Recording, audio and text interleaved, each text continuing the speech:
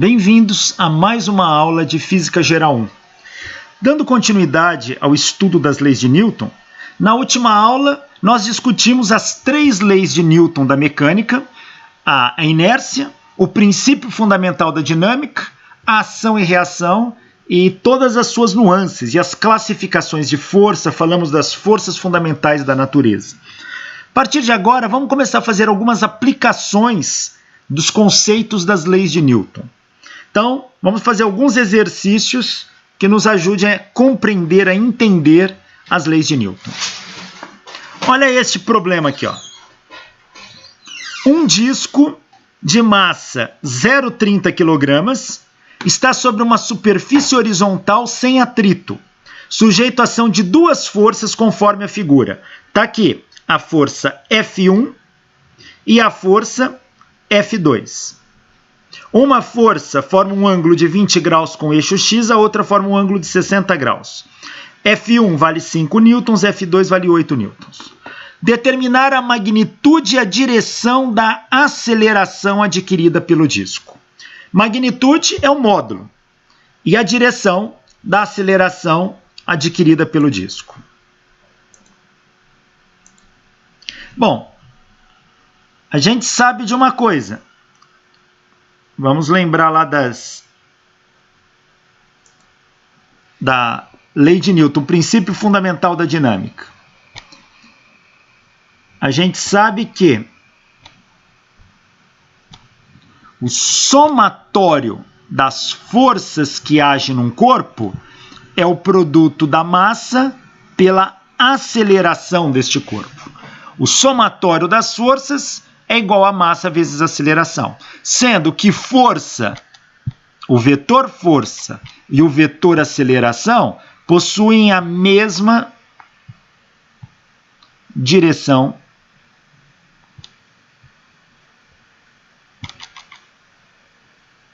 ou seja, se um é horizontal, outro é horizontal e assim por diante.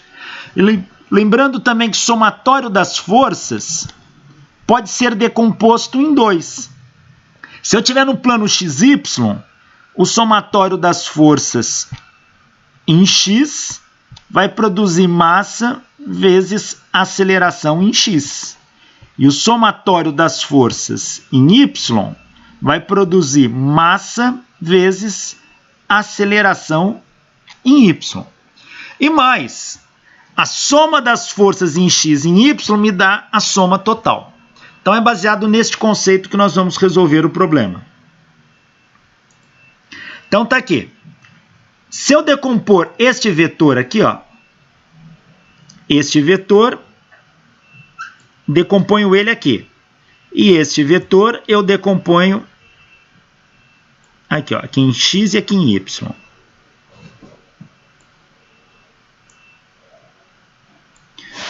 Quem vão ser os vetores? Os vetores em X. Então, eu vou ter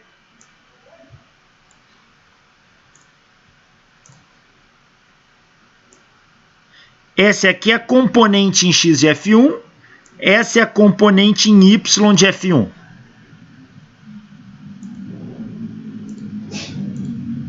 Essa é a componente em X de F2. E essa é a componente Y de F2. Tá aí.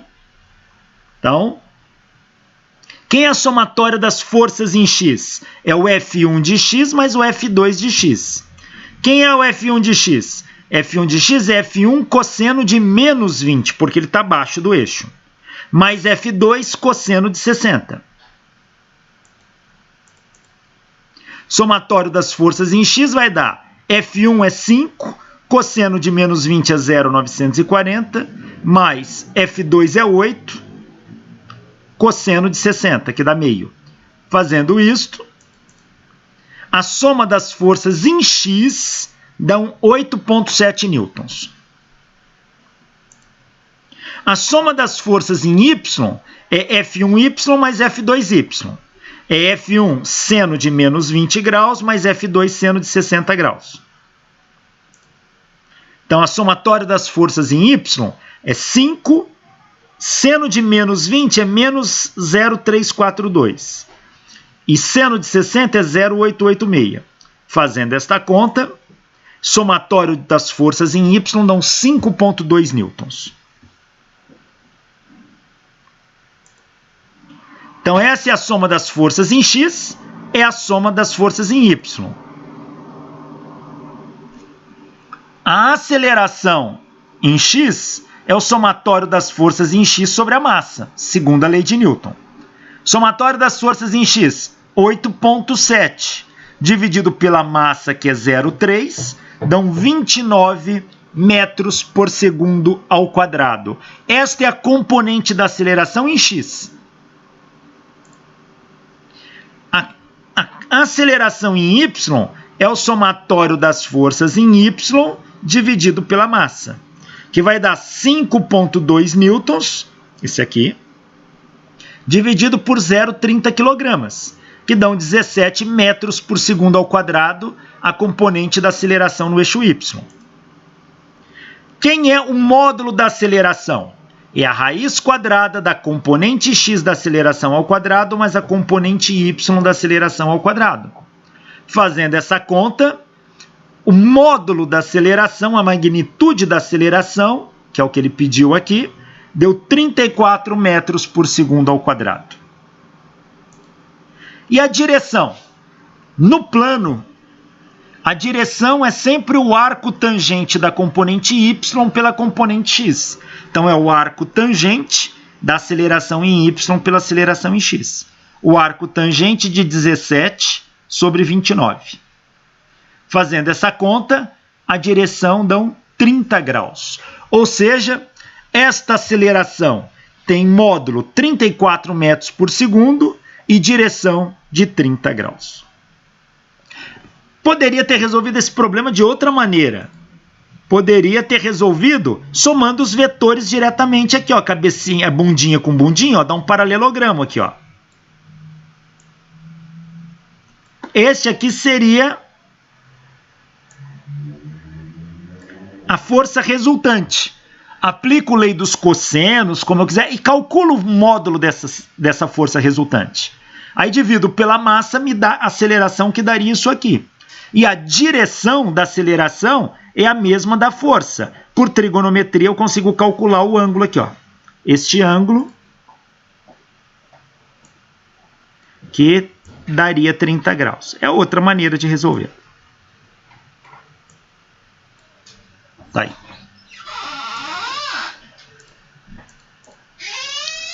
Vamos fazer uns exercícios bem básicos para fixar essa ideia.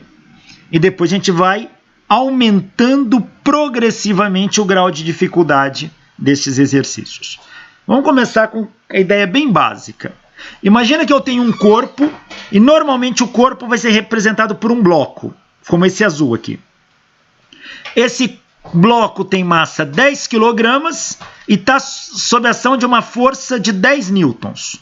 Determine o valor da aceleração do sistema. Veja, se o problema nada diz, é porque não tem atrito. Quando tiver atrito, o problema obrigatoriamente vai falar. Então, como o problema nada falou, considero que não exista nenhum tipo de atrito.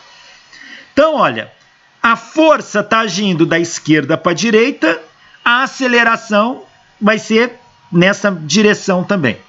Então, se eu empurro o corpo para cá, ele se movimenta para cá. Então, aplico a lei de Newton. Segunda lei, soma das forças, a segunda lei é essa. Somatório das forças é igual a massa vezes a aceleração. Mas só tenho uma força. A soma das forças é ela mesma, é o F, que é igual a MA. Como está tudo em uma dimensão, quando tiver tudo ao longo da mesma linha, eu posso tirar os vetores. Então, quanto que vale a força? 10. É igual a massa, 10 vezes A. 10 igual a 10 vezes A. Então, A é 10 dividido por 10. A é 1 metro por segundo ao quadrado. Então, o valor da aceleração é de 1 metro por segundo ao quadrado. Tá aí.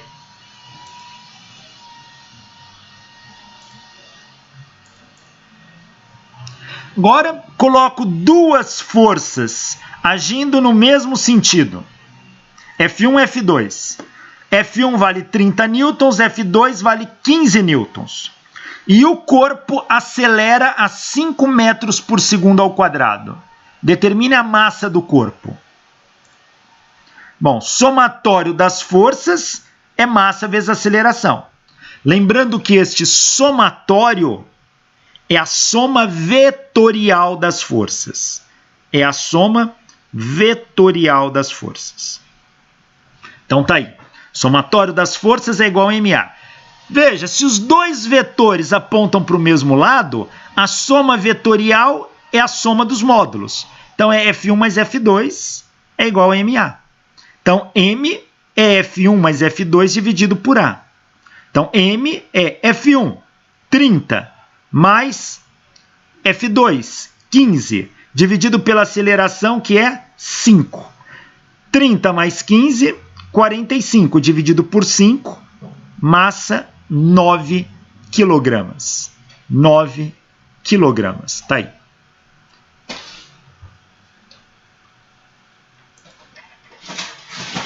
Agora eu tenho três forças. F1 e F2 apontam no mesmo sentido e F3 no sentido contrário das outras duas. A aceleração do bloco é de 10 metros por segundo ao quadrado. Determina o valor da massa do sistema, e quando ele fala sistema é quem está recebendo forças, então é o bloco azul. Bom, pela segunda lei de Newton, somatório das forças é igual a MA. Como que eu faço a soma vetorial aqui? Se ele está falando que a aceleração vai para a direita, então significa que F1 mais F2 é maior do que F3. É um cabo de guerra isso. Então, para quem aponta para o mesmo lado, eu somo. Para quem está do lado oposto, eu subtraio. Então, a soma vetorial aqui vai ser F1 mais F2 menos F3. F1 mais F2 menos F3 é igual a M vezes A. Então, M é F1 mais F2 menos F3 dividido por A. Então, M é 20, que é F1, mais 35, que é F2, menos 15, que é F3, dividido por A, que é 10.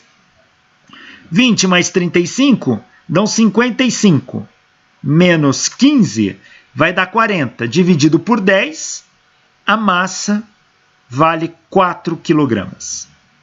4 quilogramas.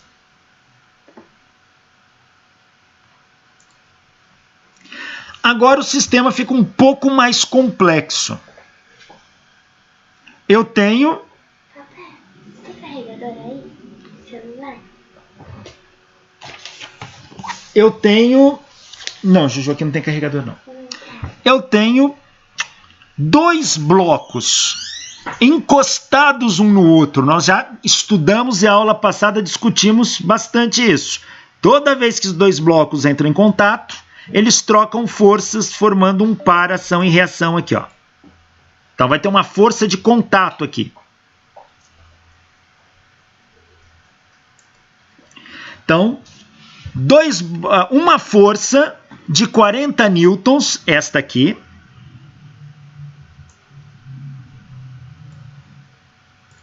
Esta força aqui. Uma força de 40 newtons atua sobre o bloco A, que está em contato direto com o bloco B. Então, essa força age no A e o A está em contato com o B. Sendo a massa do bloco A 15 kg e a massa do bloco B 5 kg, determinar nas condições de ausência total de atrito, não tem atrito, o valor da aceleração do sistema, a força que o bloco A exerce sobre o bloco B e a força que o bloco B exerce sobre o bloco A. Bom, o que ele está pedindo aqui? O que ele me deu? A força externa e a massa dos blocos. O que ele pede? A aceleração do sistema. Quem é o sistema? Ora, o sistema é esse conjunto aqui, ó. Esse é o sistema. como se fosse um corpo só. Como se fosse um corpo só. Quando eu aplicar força F, tudo isso aqui desloca com uma aceleração para a direita. Uma aceleração. Então, o sistema é esse.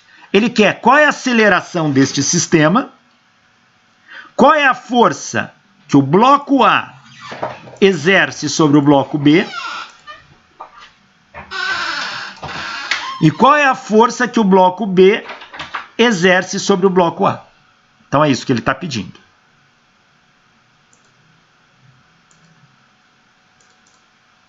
Vamos passar um algoritmo aqui, uma forma, uma receita de como a gente pensa nesse tipo de problema. Primeira coisa, a gente tem que fazer o diagrama de corpo livre. O que é o diagrama de corpo livre? É desenhar todas as forças que agem sobre o corpo, sejam elas forças de contato ou forças de campo. Coloque todas, não pode faltar nenhuma.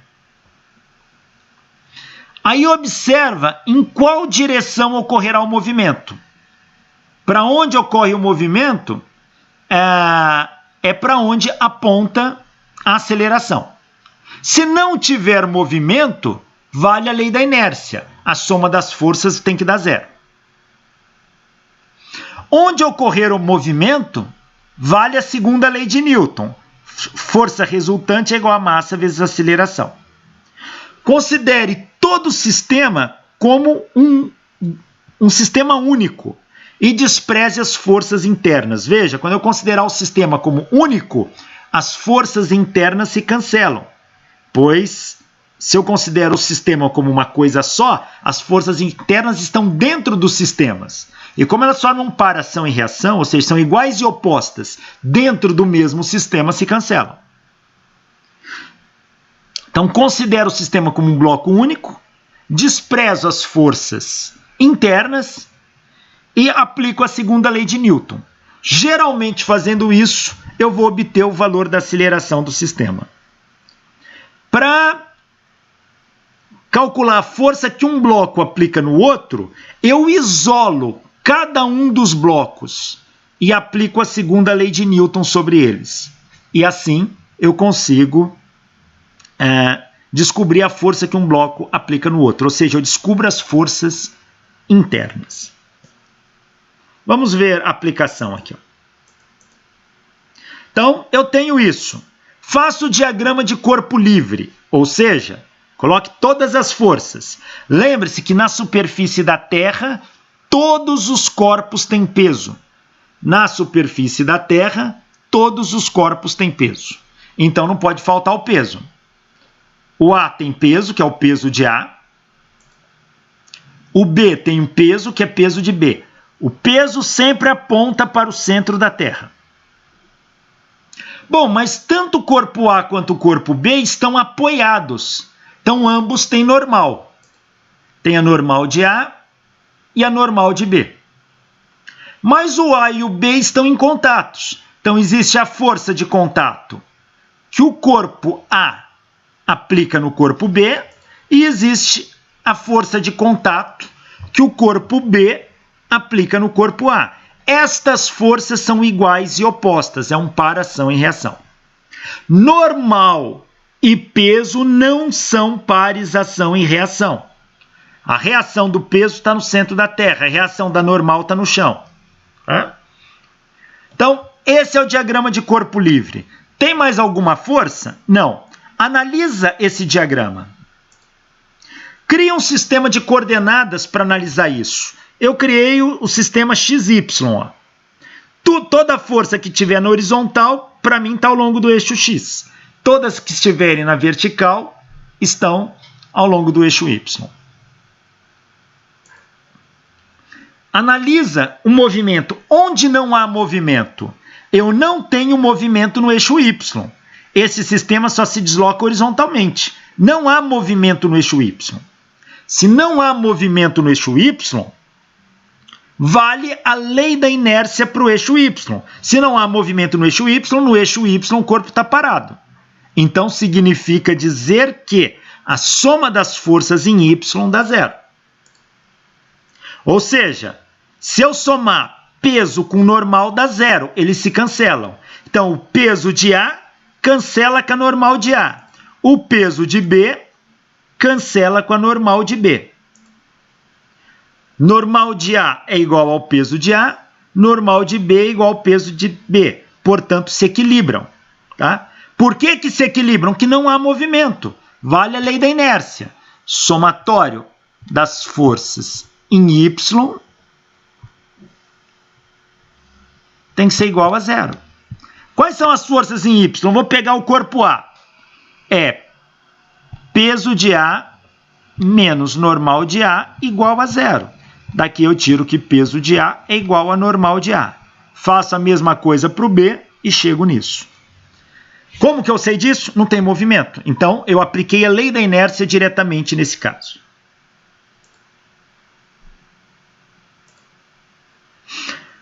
Quando eu falo que eles se equilibram, se cancelam, quer dizer, nada na vertical está afetando o movimento desse corpo. Tá? Então, eu posso tirar o peso e a normal aqui, que não afeta o movimento do corpo. Agora, vamos analisar no eixo X. No eixo X, eu tenho movimento. Se eu tenho movimento no eixo X, então, vale a segunda lei de Newton. Somatório das forças é igual ao produto da massa pela aceleração. Para fazer isso, considero o sistema como um bloco único. Quando eu considero um bloco único, eu descarto as forças internas aqui, ó. Por quê? Porque se isso é um bloco único, duas forças iguais e contrárias agindo dentro do mesmo corpo se cancelam. Então, desprezo essas forças. Se eu não estou levando em conta nem peso nem normal e desprezo as forças internas, a única força que sobra é a força externa F. Então, não considero as forças internas. E aplico a segunda lei de Newton. Somatório das forças é igual a massa vezes a aceleração.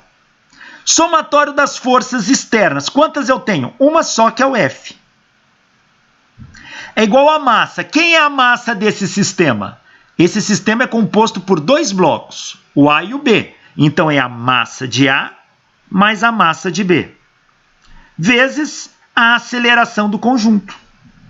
Daqui eu tiro que a aceleração é a força pela soma das massas. Então, a aceleração é a força, que o problema deu lá, 40 newtons. Pela soma das massas. A massa de A vale 15 kg, a massa de B 5.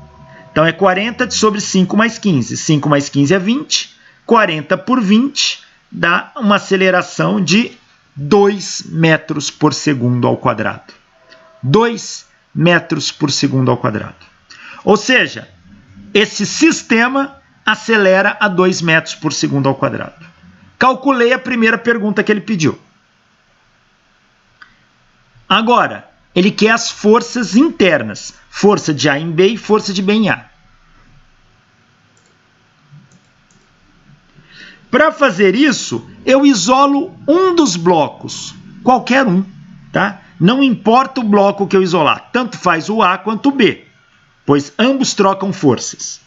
Então, no meu exemplo aqui, vou isolar o bloco B. Se eu isolo o bloco B, coloco as forças efetivas em B.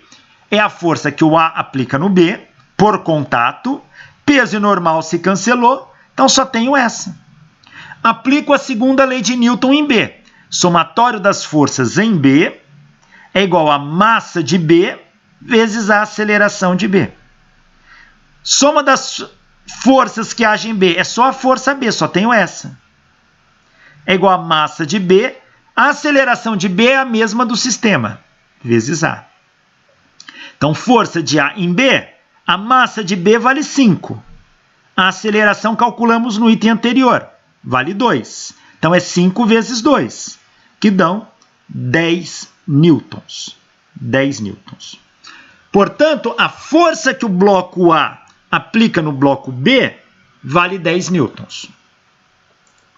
Se eu tivesse isolado o bloco A, vamos fazer isolando o bloco A.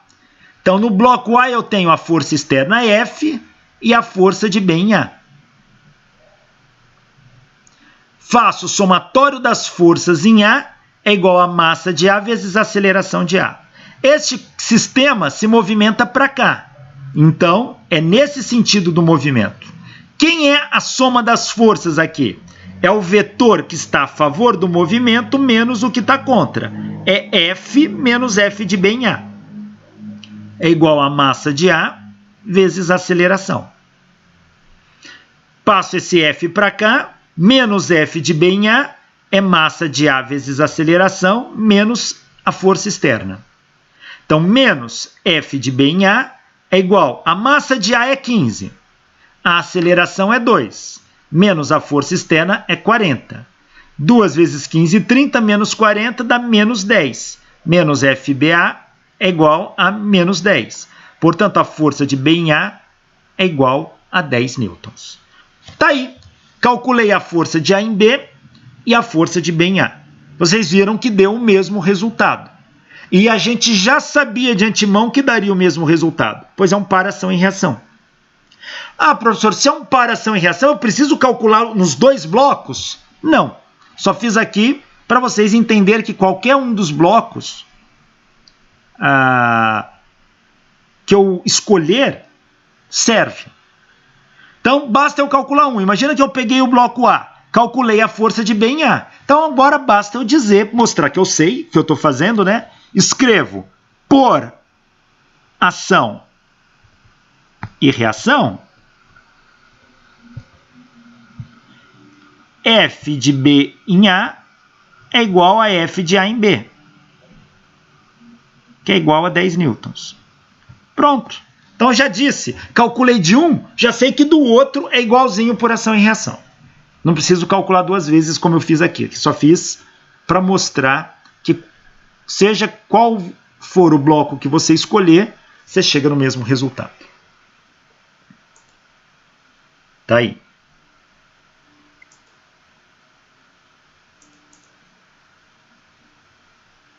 Então, poderíamos apenas ter dito, por ação e reação, F de A em B igual a F de B em A, que é igual a 10 newtons. Vamos ver esse outro sisteminha aqui, olha.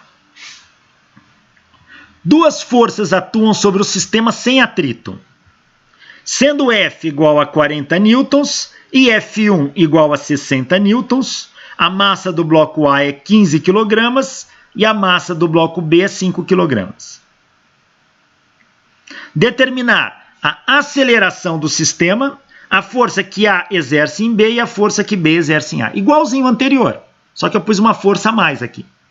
Repare que F1 em módulo é maior que F.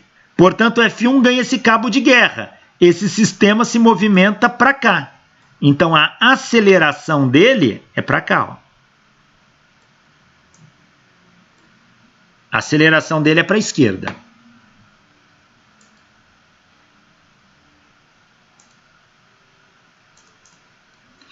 Faça o diagrama de corpo livre. Coloque todas as forças.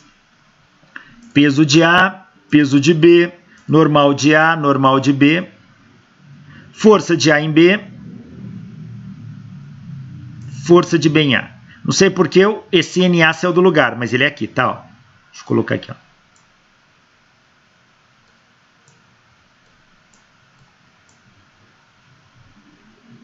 Saiu do lugar ali. Então, coloquei todas as forças. Eu tenho movimento no eixo Y? Não. Então, a soma das forças em Y tem que dar zero por inércia. Isso significa que peso de A se cancela com a normal de A, peso de B se cancela com a normal de B.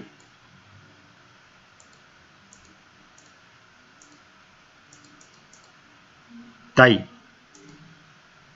Então, NA igual a PA, NB igual a PB. Logo se equilibram.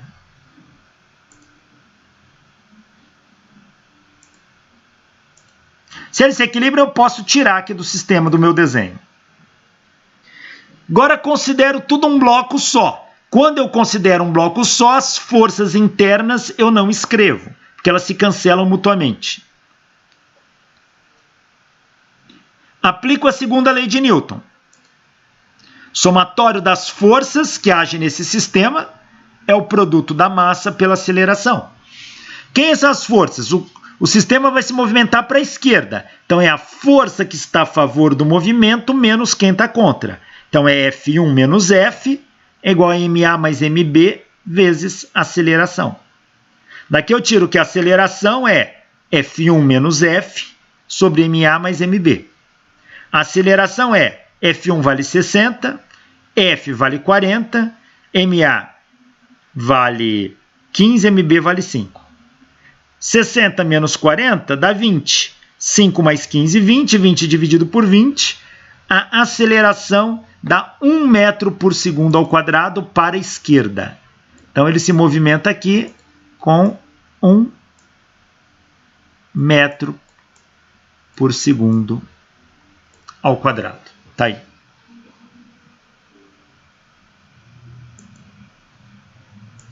Agora eu quero a força que A aplica em B ou que B aplica em A. Escolha um dos blocos. Sempre busque escolher aquele que tem menos força agindo. Lembre-se que aqui tem um par ação e reação. Força de A em B e força de B em A. Se eu isolar o bloco A, eu vou ter duas forças agindo nele. Esta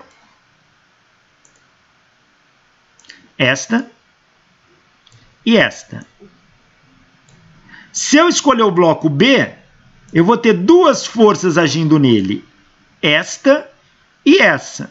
Então, qualquer um dos blocos que eu isolar tem duas forças agindo, então tanto faz. Basta escolher um. Escolhi o bloco B. Então, eu tenho a força de A em B agindo no B e eu tenho a força externa F1. Lembre-se, o movimento do corpo é para cá, hein? Então, isolo o bloco B e aplico a segunda lei de Newton a ele.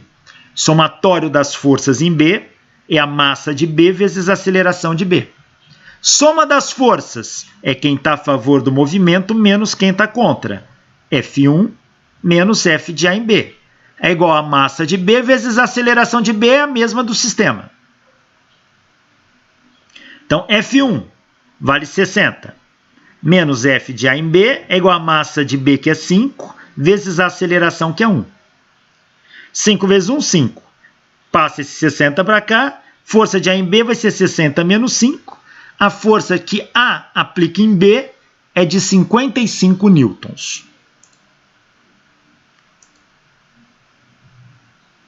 Por ação e reação, a força que B aplica em A também é de 55 newtons. Tá aí. Então, calculamos a aceleração do sistema, a força que um bloco aplica sobre o outro.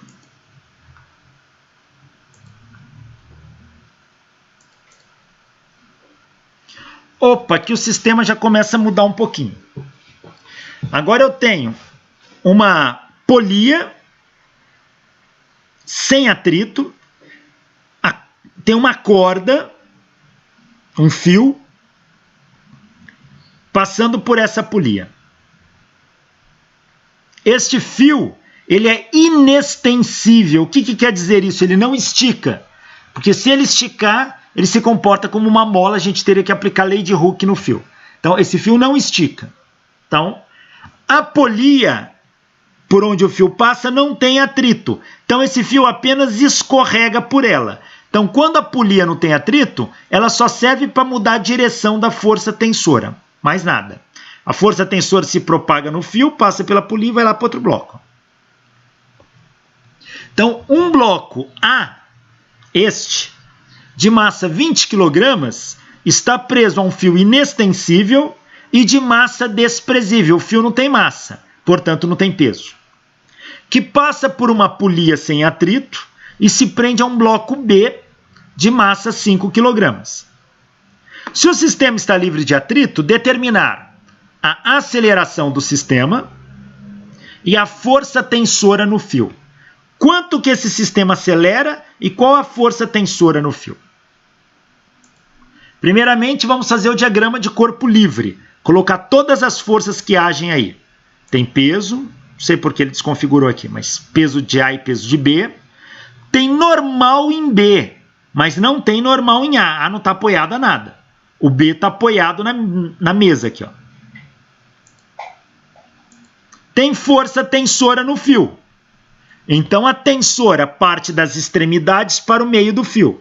Então, dessa extremidade, a força tensora atua no corpo B. E nessa atua no corpo A. Não tem atrito aqui. Acabou. São essas as forças que agem no meu sistema.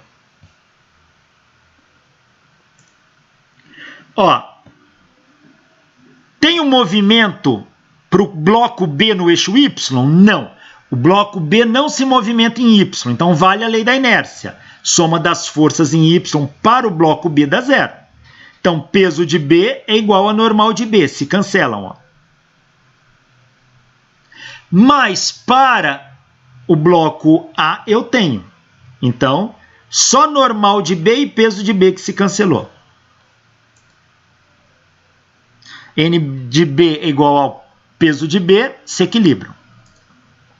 Agora eu vou considerar o sistema como um bloco só, uma coisa só. Se eu considero uma coisa só, as forças internas a esse sistema eu não considero, pois elas se cancelam mutuamente, que é a tensora aqui no caso. Portanto, a única força externa que está puxando esse sistema é o peso de A. Aplico a segunda lei de Newton. Somatório das forças no sistema é a massa do sistema vezes a aceleração do sistema. Quem é a força que puxa esse sistema? É o peso de A. É igual a massa do sistema, é a massa de A mais a massa de B, vezes a aceleração. Então, a aceleração é o peso de A pela massa de A mais massa de B. Então, a aceleração é o peso de A. Quem é o peso? Peso é massa vezes gravidade. Peso de A é massa de A vezes gravidade, dividido pela massa de A mais massa de B. Então, esta aqui, ó, é a aceleração deste sistema. Coloque os valores. A massa de A vale 20, a gravidade 9,81, a massa de A 20 e a massa de B 5. Fazendo esta conta, este sistema acelera a 7,85 metros por segundo ao quadrado. E acelera para onde? O bloco B acelera para cá e o bloco A acelera para cá.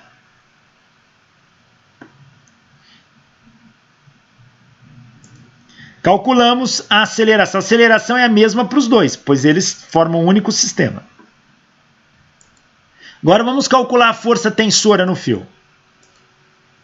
Isola um dos blocos. Posso isolar o B ou posso isolar o A. Tanto faz. Eu isolei o A, mas se eu isolasse o B, teria sido mais esperto, porque o B só tem uma força agindo nele, que é a tensora. O A tem peso de A e tensora. Mas eu isolei o A. Está aqui, ó. Esse sistema se movimenta para baixo. Aplico a segunda lei de Newton nele. Somatório das forças é produto da massa pela aceleração. Somatório das forças é quem está a favor do movimento menos quem está contra. É o peso de A menos tensora. É igual a massa de A vezes a aceleração. Daqui eu isolo a tensora. Tensora é peso de A menos a massa de A vezes a aceleração. Tensora, peso de A é massa de A vezes gravidade menos massa de A vezes a aceleração. Põe a massa de A em evidência, ó. Tensora é a massa de A que multiplica G menos A. Esta é a equação da tensora, ó, neste caso. Se eu pedisse, numa dedução, demonstre que a tensora vale MA que multiplica G menos A, é isso que você teria que fazer. Substituindo os valores, tensora, MA é 20, G é 9,81, a aceleração é que nós calculamos, 7,85. Fazendo essa conta, a tensora vale 39,2 newtons. 39,2 newtons. Tá aí. A tensor é a mesma ao longo de todo o fio.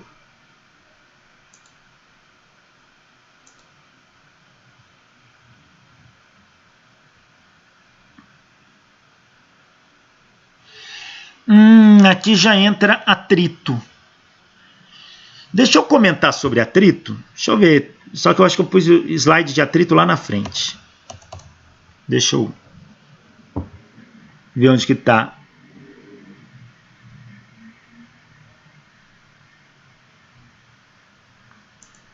Já falar de força de atrito?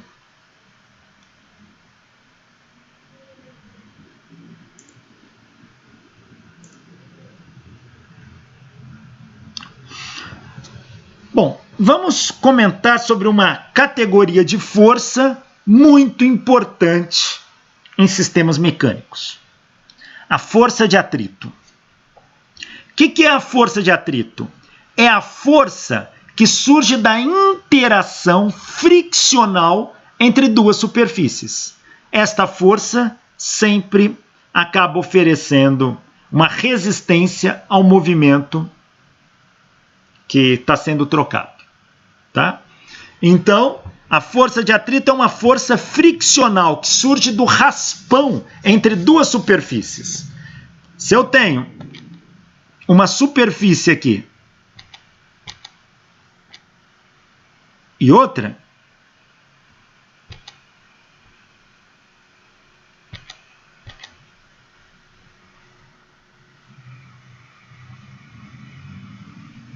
o movimento do corpo de cima em relação ao corpo de baixo, se eu movimentar esse corpo de cima para cá e o de baixo ficar parado, estas superfícies aqui vão atritar. Apesar de eu não enxergar liso do ponto de vista macroscópico, se eu der um zoom nisso aqui, ó,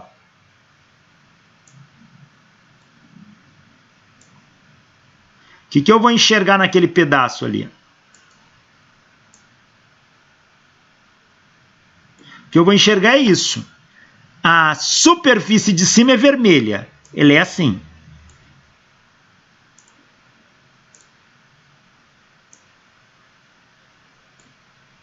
Menos, né?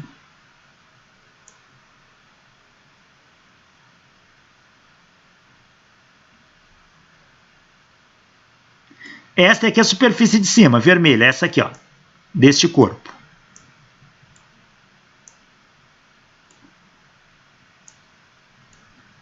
E a superfície de baixo é azul. Ela é assim.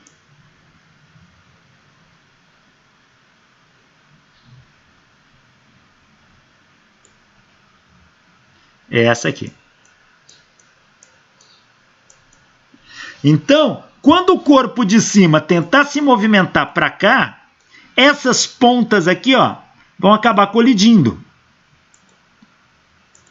Então, vai colidir aqui,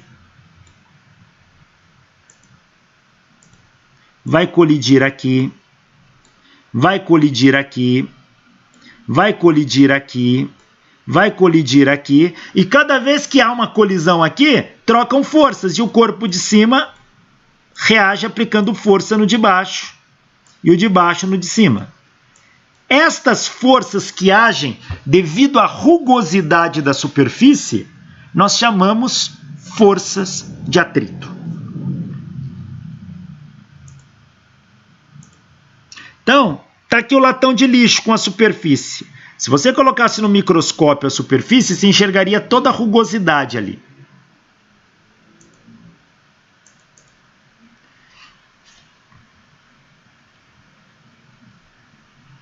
Uma coisa é, esta força de atrito,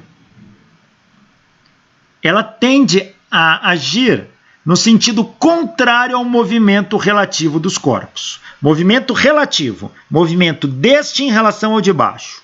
Se eu tento puxar esse corpo para frente em relação ao de baixo, a força de atrito age no sentido contrário. Esse Fs aqui está representando a força de atrito. Uma coisa é fato. Quanto maior a normal, maior a força de atrito. Por quê? A normal não é a força que o apoio aplica no corpo?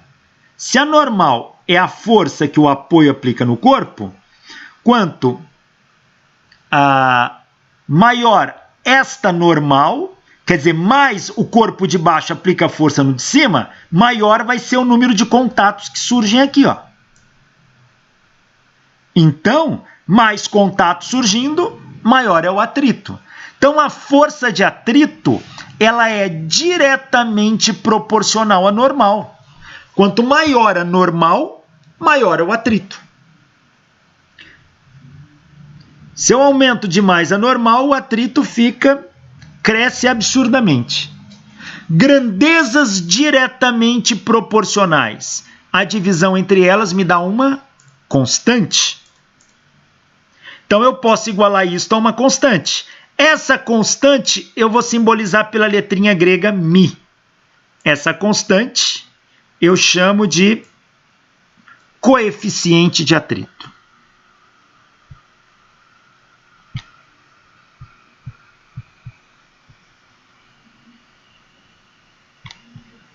Ela é adimensional. Por quê? Porque aqui é força, que é medida em newtons, e aqui é força, que é medida em newtons. Newton com newton cancela, isso não tem unidade. O coeficiente de atrito é um número. O coeficiente de atrito é um número. O menor valor do coeficiente de atrito é 0.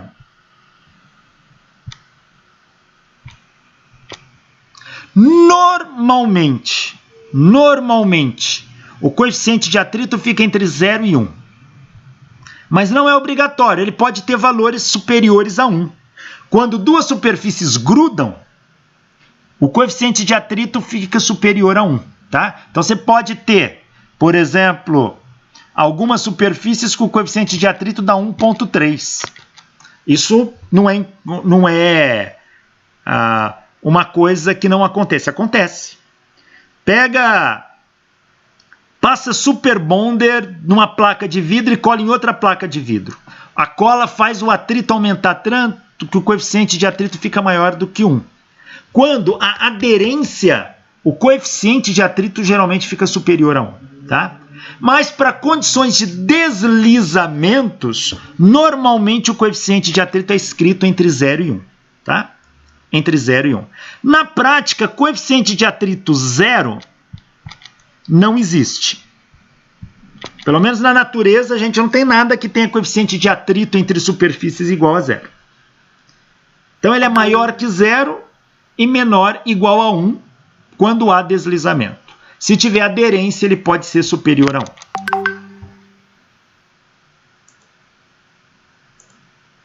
Então, o coeficiente de atrito, ele tem que ser medido no laboratório. Ele depende da natureza do material que está sendo atritado. Então, se eu atritar vidro com vidro, o coeficiente de atrito é 1. Se eu atritar vidro com madeira, o coeficiente de atrito é outro. Se eu atritar vidro com metal, o coeficiente de atrito é outro. Então, como saber o valor do coeficiente de atrito? Isso tem que ser medido no laboratório. Então, os físicos vão para o laboratório, fazem uma medida de uma gama de materiais atritados e tabelam qual é o valor do coeficiente de atrito. Em condições de forças não abruptas, ou seja, aquelas forças que explodem de uma vez, o coeficiente de atrito não depende da área de contato, só depende da normal. Então, muita gente acha que se eu coloco uma área de contato maior, eu aumento o atrito. Não. Se o atrito entre o seu celular e a mesa tem um valor, se eu pegar um celular idêntico ao seu, feito de mesmo material, só que com uma área bem maior, o atrito vai ser o mesmo. Muita gente sempre questiona sobre pneus de carro de Fórmula 1. Se o atrito não depende da área, por que o pneu do carro de Fórmula 1 é tão largo? É tão largo para melhorar a aderência na pista. Uma vez que o carro de Fórmula 1, devido à alta velocidade, ele ele precisa de uma asa de avião invertida, que empurre ele para baixo para que ele fique grudado no chão. Essa asa de avião invertida chama-se aerofólio. É o aerofólio que empurra o carro contra o chão. Se o pneu tem uma área bem larga, ele aumenta a aderência da borracha ao solo, mantendo a estabilidade do veículo. Não é só atrito que está ali na jogada. Mas força de atrito é coeficiente de atrito vezes normal. É assim que se calcula a força de atrito entre superfícies deslizantes.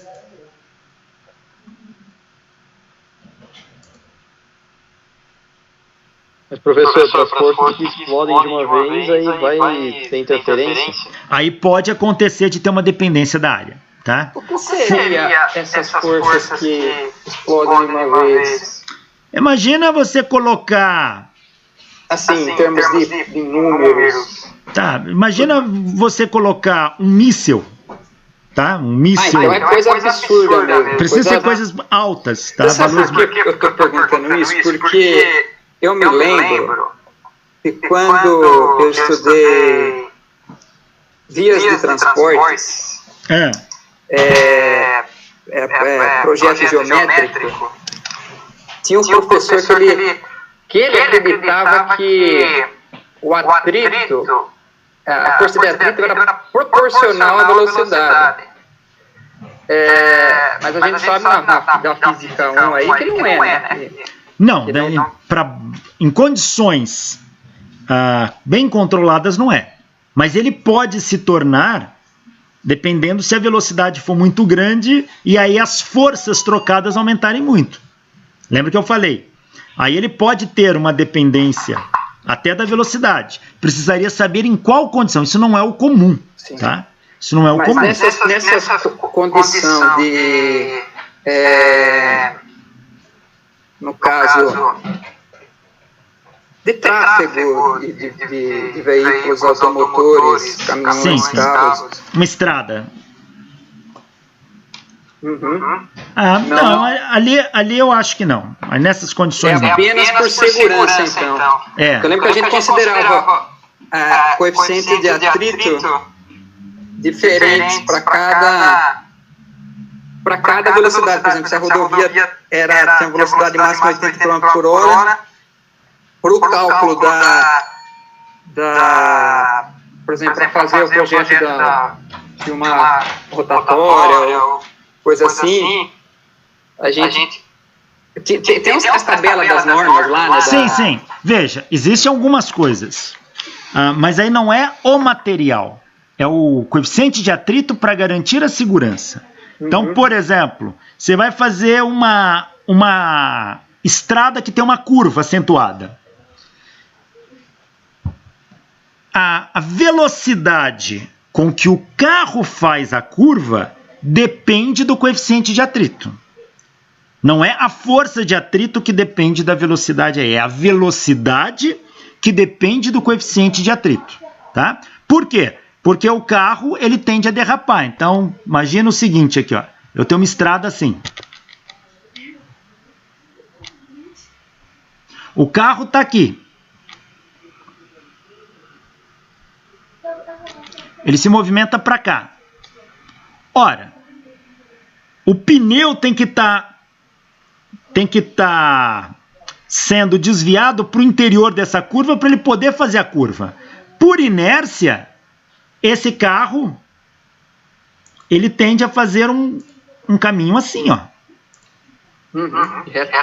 Olha, é para cá que ele vem. Quem que empurra ele para cá é a força de atrito entre o pneu e o solo. Portanto, para ele fazer essa curva, ele depende da força de atrito. Se eu jogar óleo nessa pista, o atrito vai ser reduzido, ele vai passar em linha reta, ele não faz a curva. Então, aí é outra coisa, que é a velocidade como uma função do coeficiente de atrito, tá? Existe uma velocidade a partir do qual o carro não vai fazer mais essa curva. Mesmo tendo alguns outros fatores aqui na jogada. Se essa velocidade for muito alta, esse coeficiente de atrito aqui já não vai dar conta de segurar o carro. E ele vai derrapar e vai passar em linha reta. Seria a velocidade de escape, né? Seria uma velocidade, que ele sai pela tangente. Já já a gente vai ver um exercício assim. Por isso que tem que aumentar muitas vezes o bordo externo, né? Isso, você faz uma chamada sobreelevação aqui, ó. Aí você ergue um pouquinho a parte mais externa aqui para compensar isso. E é pouca coisa, mas é o suficiente para garantir. Agora, não faz milagre. Eu já vi gente fazer curvas muito fechadas aí acima de 120 km por hora. Ah, o carro passou em linha reta e bateu no barranco, capotou. É óbvio. Aí não tem... Existe um limite físico para isso. Mas, entenda, neste caso aqui, é a velocidade como função do coeficiente de atrito, e não a força de atrito como função da velocidade. Tá? Considerando aí esse raio aí da curva constante, né? Constante, isso. Porque que para um pequeno... o que a gente faz é ver qual que tem que ser o tamanho desse raio, né? Isso. Você tem que otimizar essa curva em termos do raio. É claro, quanto maior o raio, maior é a velocidade com que o carro possa fazer essa curva. Isso. Tá? Ou seja, então, para você ter uma pista com 100 km por hora, você tem que ter, se tiver que fazer uma curva, você vai ter que ter um raio maior, invadir mais propriedade. Isso. E é por isso que também as regras de trânsito seguem ali. Você tem uma curva, tem uma placa aqui, ó. 40 km por hora. Você fala, 40, eu faço 80. Você faz 80. Mas dentro das normas de segurança existem... Aí, você que trabalha com engenharia vai lembrar melhor do que eu isso. Dentro das normas de segurança, você tem alguns fatores de segurança que a gente põe, que às vezes você precisa aumentar para garantir a margem de segurança e outros diminuir. Aqui, normalmente, em caso de velocidade, se a velocidade limite for de 90 km por hora, ou seja, se ele passar acima de 90 km por hora, ele derrapa, ele capota. Então... Geralmente a norma de segurança considera a velocidade de segurança para isso a metade desse valor. Então, metade de 90 é 45. Então, você vai ver na placa 45. Mas é óbvio que se você passar 60, você faz. Mas este é o fator de segurança. Agora, você passou a 90, 95, você vai sofrer um acidente. Então, por aí a gente tem uma ideia. E é claro, levando em conta as considerações, as condições normais da pista. Você não está levando em conta a chuva, se estiver chovendo, muda tudo isso aqui. Se tem lixo na pista, se tem areia, se passa caminhão, se derrubou óleo. Aí tudo isso é alterado porque altera o coeficiente de atrito aqui, ó. Mas já já a gente vê isso aqui. Então, olha, força de atrito é o coeficiente de atrito vezes a normal.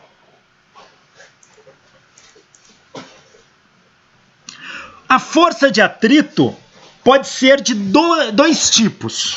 A gente tem a força de atrito estática, que é uma força de atrito que surge mesmo com o corpo parado. E a força de atrito dita cinética ou dinâmica, é a mesma coisa. É a força de atrito quando o corpo está se movimentando. E elas necessariamente não são iguais. Tá?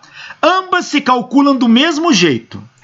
Força de atrito é coeficiente de atrito vezes normal. Só que se for estático, a gente coloca o índice E aqui, ó.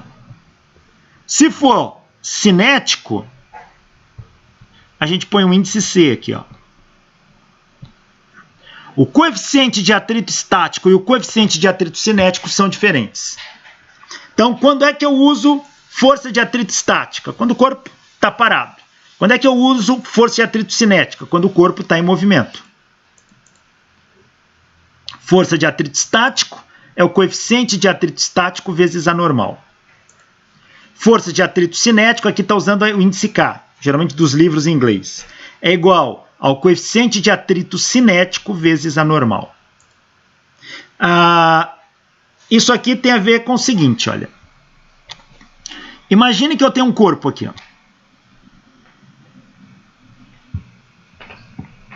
Tem um corpo. Eu tenho uma superfície agora com atrito.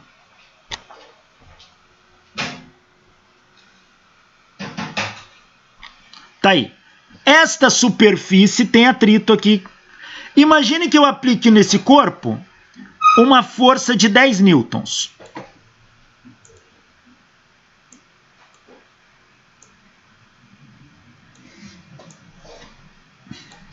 Imagine que eu aplique uma força de 10 newtons e o corpo não sai do lugar. O corpo continua em repouso. O que significa isso? Por que o corpo não se movimentou?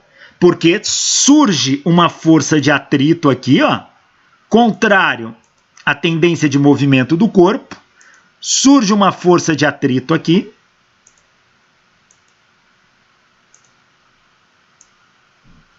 De valor 10 newtons, igual a que eu apliquei.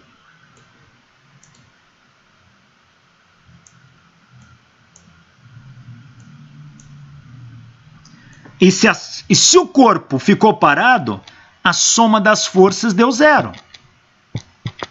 Então, a força que eu apliquei ficou igual à força de atrito.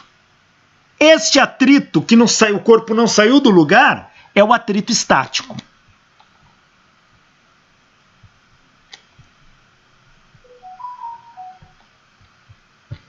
Ou seja, quando você aplica, tenta empurrar uma mesa, a mesa não sai do lugar, é porque a força de atrito que a mesa está aplicando ali agora, quando você aplicou, se igualou à sua força. Então a soma das forças deu 0. Esse é o atrito estático. O que acontece se eu aumentar a minha força aqui? Vamos ver. Se eu aumento a minha força, por exemplo, eu passo de 10 newtons para 20 newtons. Eu passo a minha força de 10 newtons para 20 newtons. E observo o seguinte, o corpo não saiu do lugar ainda. Quer dizer, enquanto eu aumentei a minha força, a força de atrito estático também aumentou, se equilibrando com a minha força. Então aqui surgiu uma força de atrito estático de 20 newtons.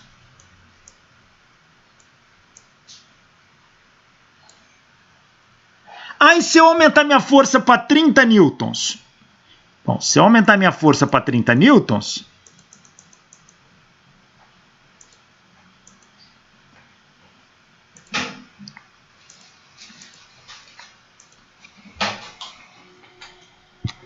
e o corpo não sai do lugar, quer dizer, a força de atrito também aumenta.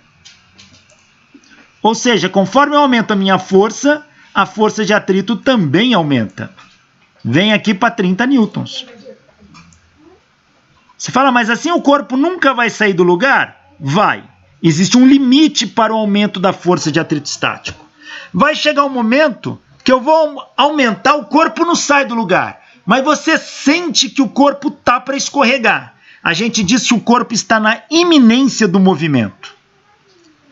E de repente, você passa para 31 newtons ali, o corpo escorrega.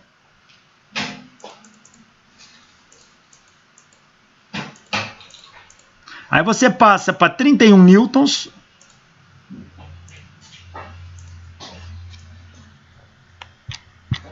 E o corpo escorrega. Agora ele acelera para cá.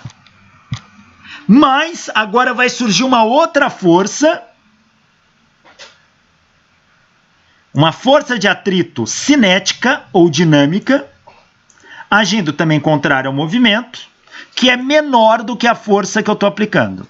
Essa é a força de atrito cinética. Ela é menor do que a força que eu estou aplicando. Portanto, eu consigo empurrar o corpo para a direita. Então, veja, a força de atrito estático, eu vou aumentando a minha força, a força de atrito estático vai aumentando. Aumentando até que chega num limite na iminência do movimento, eu rompo aquilo, começo a empurrar o corpo e uma força de atrito cinético menor do que a minha atua. Então, nós temos dois tipos de força. Força de atrito estático e força de atrito cinético.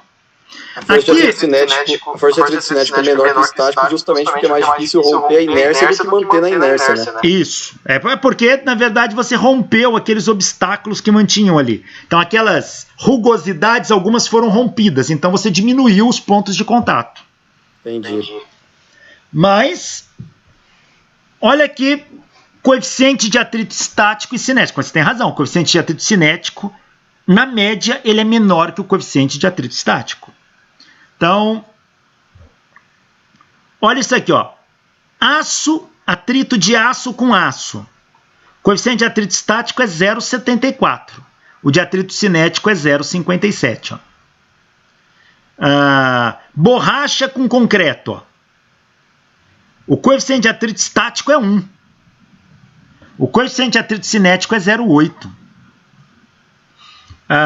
Gelo com gelo. Coeficiente de atrito estático é 0,1. Coeficiente de atrito cinético é 0,03. Lembre-se, quanto menor esses valores, menor é o atrito. Líquido sinovial humano, que geralmente ficam nas juntas, nas articulações, como no joelho, produz um coeficiente de atrito estático 0,01 e um coeficiente de atrito cinético 0,003. Então, olha como o atrito do joelho é pequeno. Ainda assim, gera desgaste com o passar do tempo. Então, olha o atrito estático. Coeficiente de atrito estático vezes normal. Se eu aplico uma força F, a força de atrito estático se iguala à força F, deixando o corpo em repouso. Força de atrito cinético. Se eu aplico uma força e rompo o atrito estático, vai surgir uma força de atrito cinético, mas não interrompe o movimento do corpo. E a força de atrito cinético é o coeficiente de atrito cinético vezes a normal. Se a gente fizer um gráfico da força de atrito em função da força aplicada, nós temos isso. Nesta região aqui, olha, nessa região, é uma região bem linear. Nós temos a força de atrito igual à força que eu aplico. Então, se eu apliquei uma força aqui de 10 newtons, se eu apliquei aqui uma força, vou pegar outra cor que confunde. Se eu apliquei aqui uma força de 10 newtons,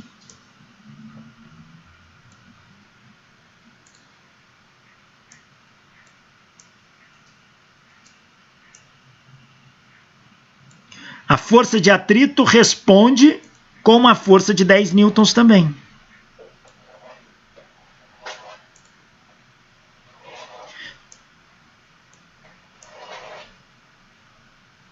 Então, essa vai ser uma reta onde x é igual a y aqui, ó. Então, a força de atrito vai ser igual à força aplicada. Então, esta é a região de força de atrito estática. Esta é a região da força de atrito estático. Até que eu atinjo um valor máximo para a força de atrito estático. Ó. Maior valor. A partir desse valor, eu rompo aquelas rugosidades. Algumas são rompidas e o corpo escorrega. Quando o corpo escorrega,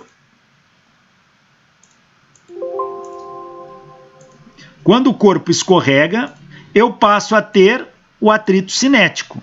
Então, nesta região aqui, ó, o corpo escorregou. Olha o que acontece com a força de atrito. Diminui. Diminui até atingir um valor constante. Esta é a força de atrito cinética. Repara que ela é um pouquinho menor que a força de atrito estático máxima. E ela se mantém constante. Então, não depende da velocidade aqui, não depende da área do corpo. Ó. Ela se mantém constante. Então, esta é a curva para a força de atrito. Essa é a região da força de atrito estático, essa é a região da força de atrito cinético. A força de atrito cinético se manifesta após a força de atrito estático ter atingido o seu máximo.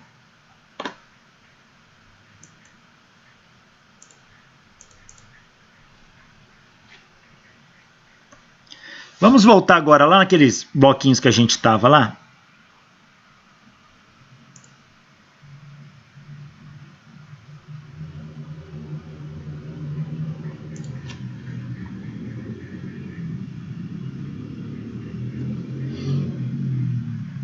Acho que esse já foi.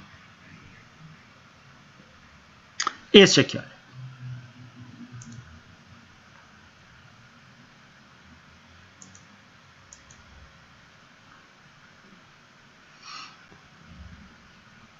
Então vamos resolver esse sisteminha. Ó, um bloco A de massa 20 kg está preso a um fio inextensível de massa desprezível, que passa por uma polia sem atrito e se prende ao bloco B de massa 5 kg. Sendo o coeficiente de atrito entre o bloco B e a superfície igual a 0,4, aqui tem atrito. Determinar a aceleração do sistema e a força tensora no fio. Bom, se ele quer a aceleração, então eu já estou considerando que esse corpo vai escorregar. Então esse aqui é o atrito cinético do meu sistema. Então qual é a aceleração e a força tensora no fio? Bom, tá aqui. Vamos fazer o diagrama de corpo livre. Peso, tensora, normal e força de atrito. A força de atrito vai agir contrário ao movimento relativo do bloco B com a superfície aqui, ó. Essas são as forças. Ó, no eixo Y para o corpo B não tem movimento. Então o peso de B se equilibra com a normal de B. Vou considerar esse sistema como um bloco só. Se eu considerar um bloco só, as forças internas, que são as tensoras, eu não considero. Mas as externas, sim. Então aqui tem um atrito puxando para cá e tem um peso puxando para cá. Se o sistema faz esse movimento, então o peso de A é maior que a força de atrito. Óbvio, não tem cabimento você aplicar uma força num corpo e a força de atrito te empurrar lá para trás. Não acontece. Aplica a segunda lei de Newton aqui. Somatório das forças é igual a massa vezes aceleração.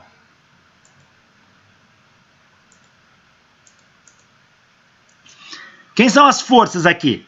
Peso de A menos força de atrito é igual a massa de A mais a massa de B vezes aceleração. Então a aceleração é o peso de A menos a força de atrito dividido pela massa de A mais a massa de B. Aceleração é peso de A, massa de A vezes gravidade. Força de atrito, coeficiente de atrito vezes normal de B, porque está agindo no corpo B, sobre massa de A mais massa de B.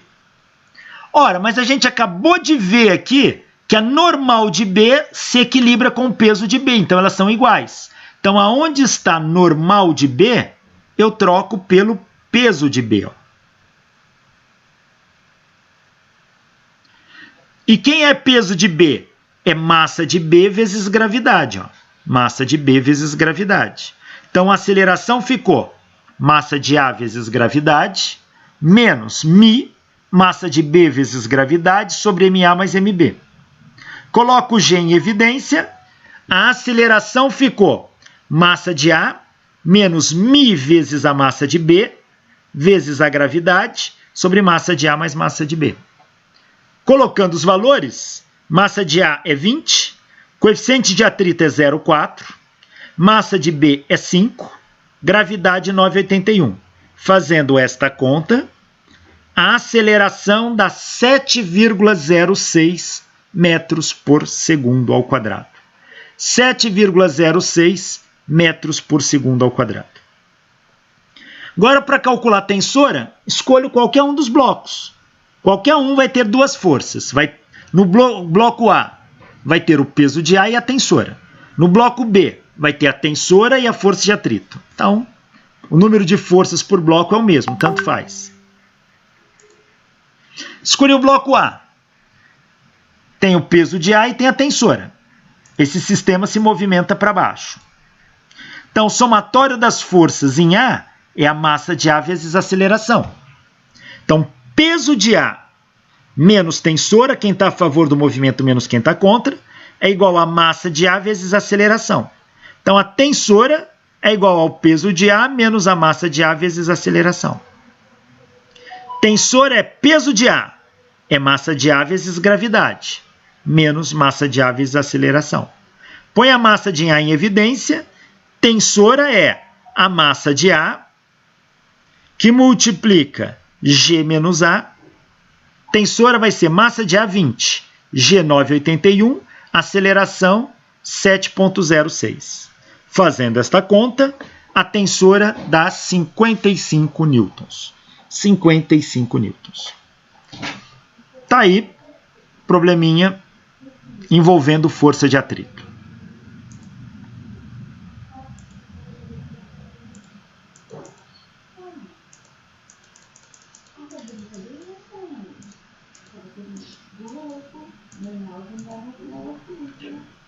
Este aqui, olha.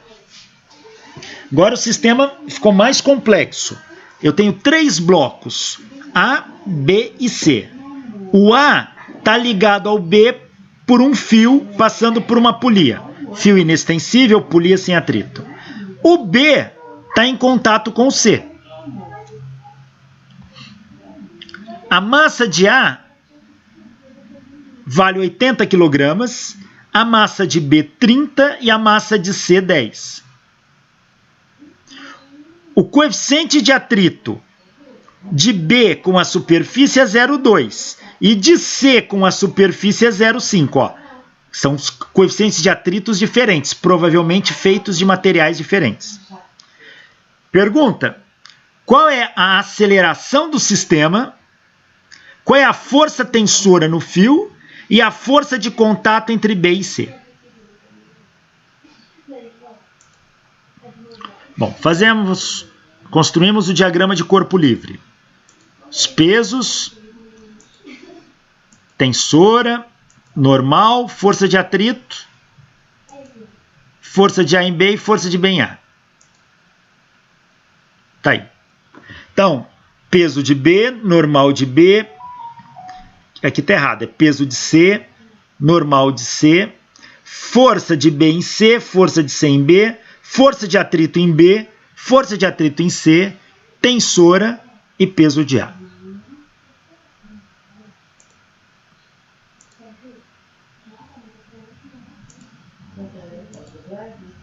Bom, no eixo Y aqui, nem o bloco B nem o bloco C se movimentam.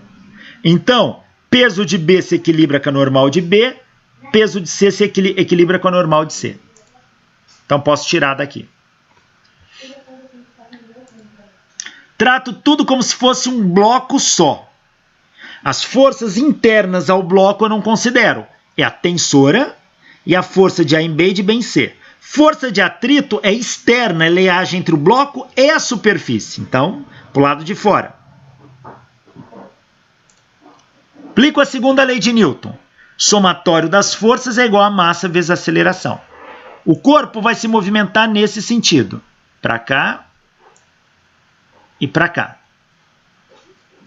Então, quem é? É quem está a favor do movimento menos quem está contra. Então, é peso de A menos a força de atrito em B menos a força de atrito em C é igual a massa de A mais a massa de B mais a massa de C, que é a massa dos 3 blocos, vezes a aceleração.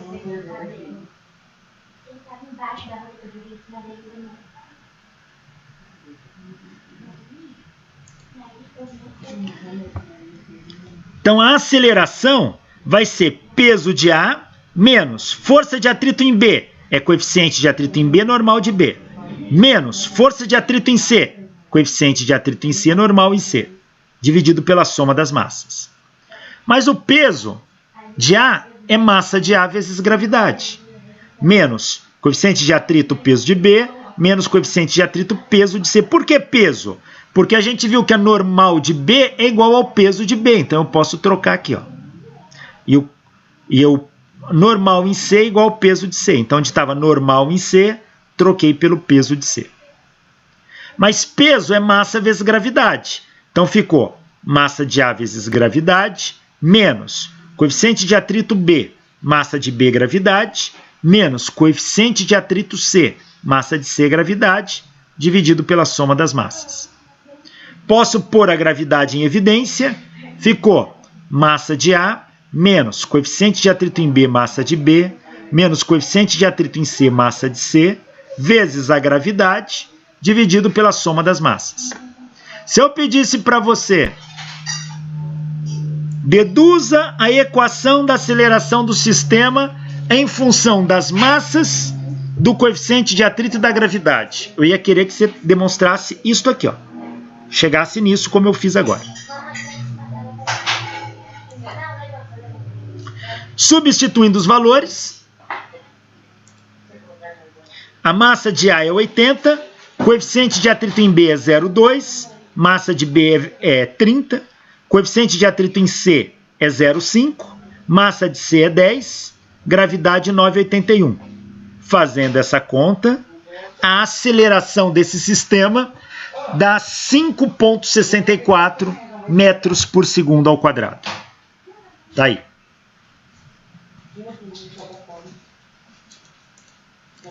Agora ele quer pedir a força tensora. Isola um dos blocos que tem força tensora. Isolei o A. O corpo se movimenta para cá. Então, somatória das forças em A é massa de A vezes aceleração. Quem está a favor do movimento menos quem está contra. Peso de A menos tensora é igual a massa de A vezes aceleração. Então, a tensora é peso de A menos massa de A, aceleração. Peso de A é massa de A vezes gravidade. Põe a massa de A em evidência. Tensora é igual a massa de A, que multiplica a gravidade menos a aceleração. Tensora é massa de A, 80, que multiplica a gravidade, 9,81, menos a aceleração do sistema, 5,64. Fazendo essa conta, a força tensora no fio está dando 333,6 newtons.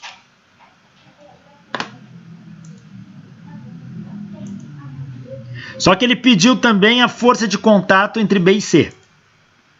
Então, agora isolo um dos blocos que tem a força de contato, ou B ou C. Isolei o B. Quais são as forças que agem no B? Tenho a tensora, que está agindo no B. Tenho a força de contato de C em B.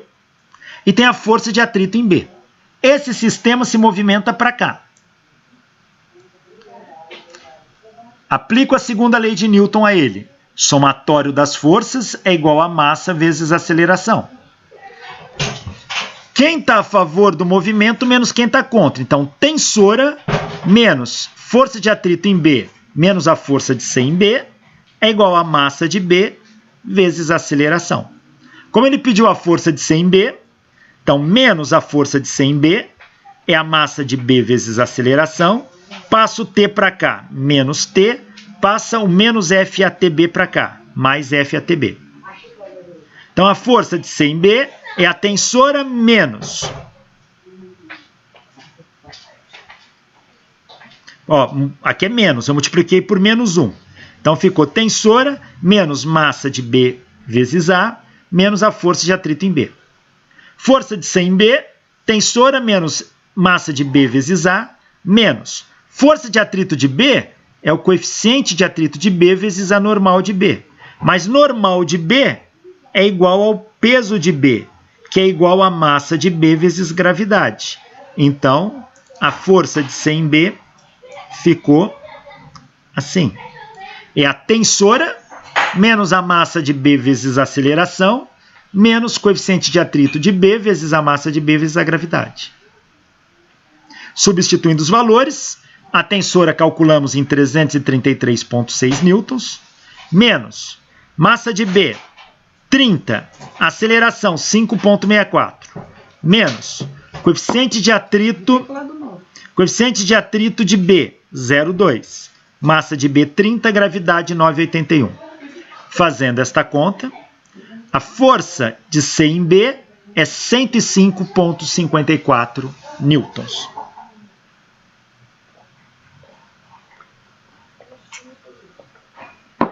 Bom, essa é a força de C em B. Qual é a força de B em C? Por ação e reação é a mesma. Então, por ação e reação, a força de C em B igual a de B em C, que é 105,54 newtons. Está aí calculado.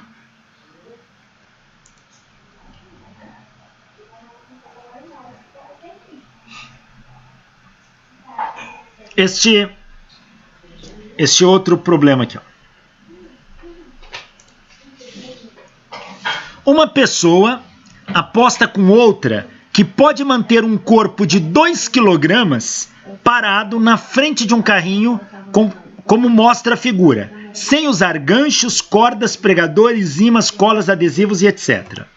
Então, uma pessoa está apostando com a outra que ela consegue deixar um corpo parado nessa posição, na frente de um carrinho que acelera para cá, sem usar nada.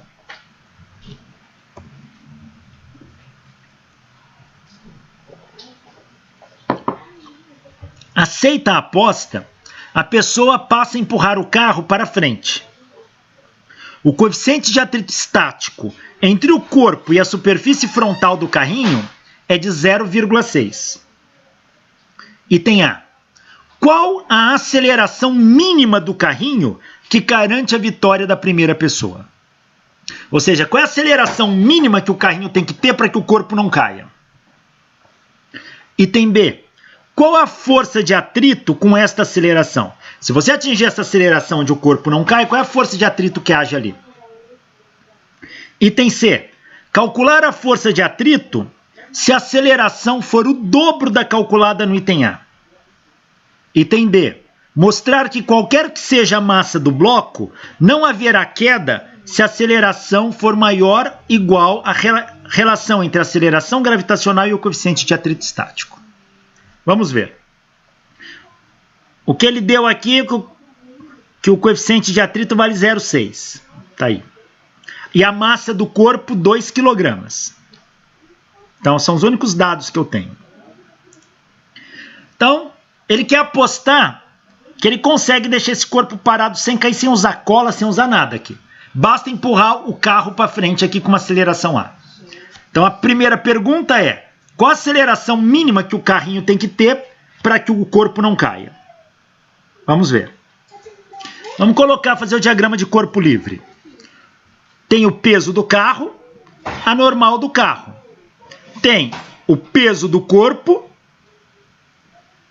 tem a força que o carrinho aplica no corpo e tem a força que o corpo aplica no carrinho. E tem a força de atrito. Esse corpo tende a escorregar para baixo, o atrito empurra ele para cima.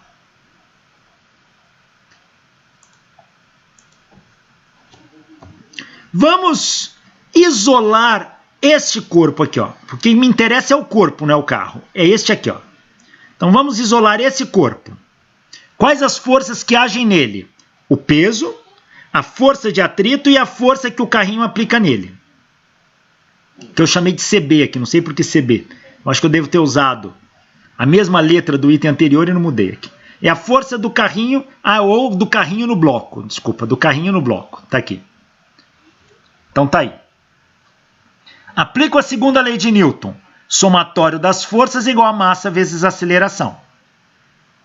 Ó, a aceleração, ela é horizontal. Então, verticalmente, essas forças têm que se equilibrar para o carrinho não cair. Então, esta se equilibra com esta.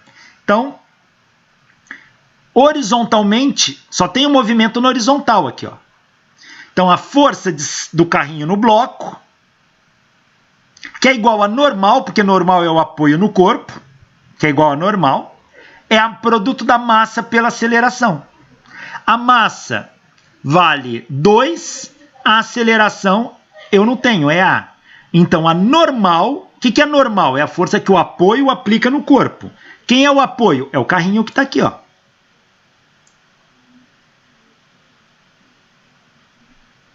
O carrinho está aqui, esse é o apoio. Então, esse cara aplica uma força no bloco ali, ó. Então, a força de contato aqui é a normal, que é a massa vezes a aceleração. A massa vale 2, a aceleração eu não sei. Então, a normal vale 2A.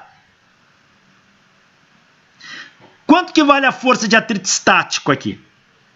Para que o corpo não caia, ele pediu a aceleração, a menor aceleração, vai ser quando a força de atrito estático for máxima, que está na iminência do movimento, mas ainda não chegou lá.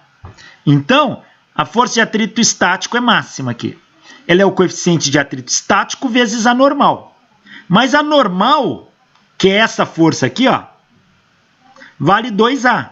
Então, é o coeficiente de atrito estático vezes 2A. Para que o corpo não caia, a força de atrito estático tem que ser igual ao peso. Portanto, força de atrito estático, coeficiente de atrito estático vezes 2A, é igual ao peso, massa vezes gravidade.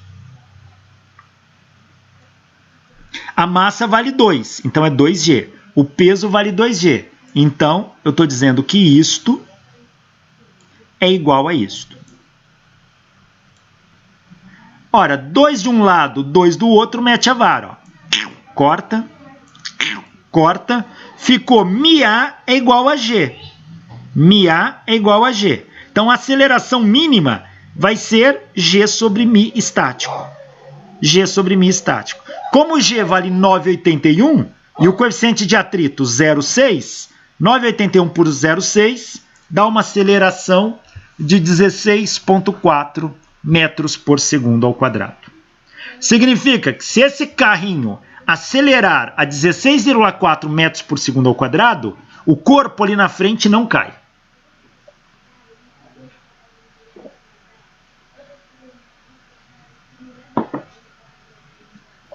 Tem que considerar o tombamento também. Não, aqui você está considerando o plano. Está tudo no plano. Tá? No plano isso não vai fazer diferença. Eu digo assim, por exemplo, essa força aí de FCB, ela vai produzir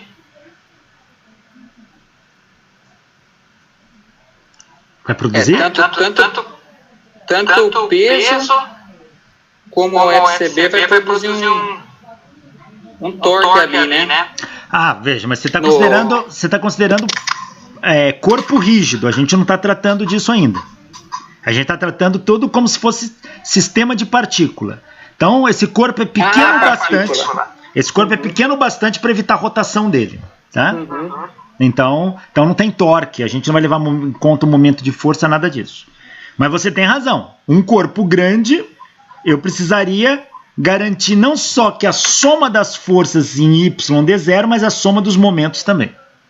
Tá? Mas, nesse caso, lembre-se, a gente está tratando de dinâmica de partícula. Então, o tamanho é desprezível. Então, por enquanto, a gente só faz uma análise de como tratar o problema. Quando a gente chegar em corpo rígido, a gente vai levar em conta a capacidade de rolamento dele. Mas aqui deu 16,4 metros por segundo ao quadrado. Só voltar que eu não lembro quais são as outras perguntas. O item B. O item B. Qual a força de atrito com esta aceleração? E ele quer que calcula também no item C a força de atrito se a aceleração for o dobro da calculada no item A.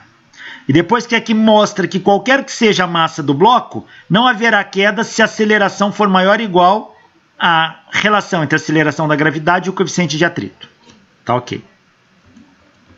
Força de atrito é igual ao peso do bloco, não é? Força de atrito ela é igual ao peso do bloco. Então, força de atrito é igual ao peso do bloco. E o peso do bloco é a massa vezes gravidade, que é 2 vezes 9,81, que dá 19,62 newtons. Então, essa é a força de atrito. Item C. Ele quer que eu calculo a... Nossa, já esqueci qual é a pergunta. O item C. Calcular a força de atrito se a aceleração for o dobro da calculada. Se a aceleração for o dobro da calculada, a força de atrito continua sendo igual ao peso. Isso independe do valor da aceleração, porque o efeito da força de atrito age na vertical e o movimento é só na horizontal. A força de atrito tem que se equilibrar com o peso. Não importa o valor da aceleração. força de atrito é sempre igual ao peso. O que vai mudar, no caso, seria o coeficiente de atrito entre as superfícies. Se eu aumentar a aceleração, não. Nesse caso, não. Mas a normal não aumentaria? Não necessariamente. A normal pode aumentar, mas você tem compensação aqui, né? Então, neste caso, o que vai ter? O peso é igual à força de atrito. Essa grandeza ela é fixa. Essa não muda. Essa só vai mudar se a gravidade mudasse. Como neste eixo eu não tenho movimento, o que vai acontecer aqui? A força de atrito sempre vai se igualar ao peso. A normal pode mudar por causa disso, mas lembra que a normal está dependendo da aceleração do seu sistema. Então essa aceleração aumenta de tal maneira, ou diminui de tal maneira, que a normal varia a ponto de manter essa igualdade aqui. Ó. Certo. Agora ele quer que eu mostro que não importa qual vai ser a aceleração do corpo. Se esta aceleração for maior que este fator, o corpo nunca cai. E isso nós mostramos no item A, que a aceleração mínima para o corpo não cair era essa, era a mínima. Se a aceleração for maior que essa, o corpo não vai cair. Veja que a questão da queda do corpo, ela não depende da massa do corpo envolvida. Ela depende da força de atrito que tem que se igualar ao peso. Se essas duas grandezas se igualam, está valendo. E essa igualdade se mantém somente quando a aceleração for igual a isso aqui. Se for maior que isso, ótimo, isso aqui continua valendo. Agora, se for menor, o corpo cai. Então, o corpo não cairá se a aceleração for sempre maior do que este fator que calculamos no item A. Que como o carrinho é sempre o mesmo, né? Não muda, né? Isso da minha parte, considerar que o coeficiente de atrito muda. No caso, a gente teria que aumentar o empurrão só, então, né? Só aumentar o empurrão, exatamente. Mas esse empurrão, veja aqui, deixa eu pegar o item A. Veja que a força de atrito, ela está dependendo da aceleração. O empurrão pode mudar a normal, de tal maneira que essas coisas podem se compensar em alguma maneira. De tal forma que quando a aceleração for superior a essa, não importa a massa desse corpo, ele não cai. E é isso que a gente usa em parques de diversões, aqueles brinquedos que viram de ponta cabeça que vai fazer você manter o contato para não cair. Tá? São condições criadas para que não caia. Não importa se eu colocar um magrinho ou gordinho, não vai cair dali naquelas condições.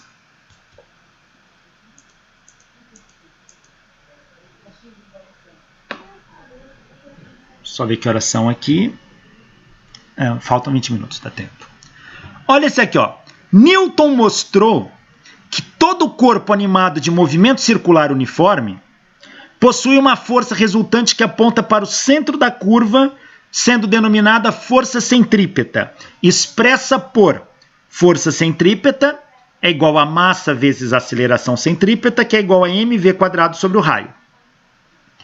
Com esta informação, sabemos que uma pedra de 500 gramas presa a um cordel gira em movimento circular uniforme com velocidade de 36 km por hora num raio de 2 metros. Qual o valor da força tensora que atua na corda? Então, uma pedra de 500 gramas está girando em movimento circular uniforme num raio de 2 metros com uma velocidade linear de 36 km por hora. Qual a força tensora da corda? Então é isso.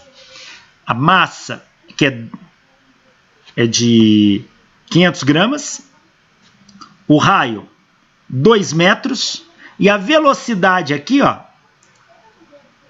tem uma velocidade.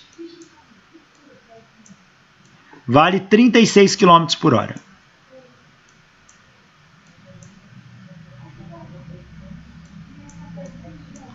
Nessas condições, quanto que vale a força tensora no fio aqui, ó? Quanto que vale a força tensora?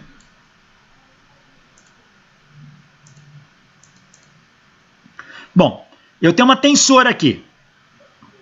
A tensora agindo na pedra, por quê? A tensora vai da extremidade para o meio do fio, então está agindo aqui na pedra. É ela que mantém a pedra em movimento circular. E a tensora aponta para o centro da curva. E como Newton mostrou, se o movimento é circular uniforme, a força resultante é centrípeta. E a única força que age é a tensora. Então a tensora é igual a centrípeta, que é a massa velocidade ao quadrado sobre o raio. Então a tensora é massa, 500 gramas, meio quilograma. Velocidade, 36 km por hora, são 10 metros por segundo. 10 ao quadrado. Sobre 2, isso me dá uma tensora de 25 newtons. 25 newtons.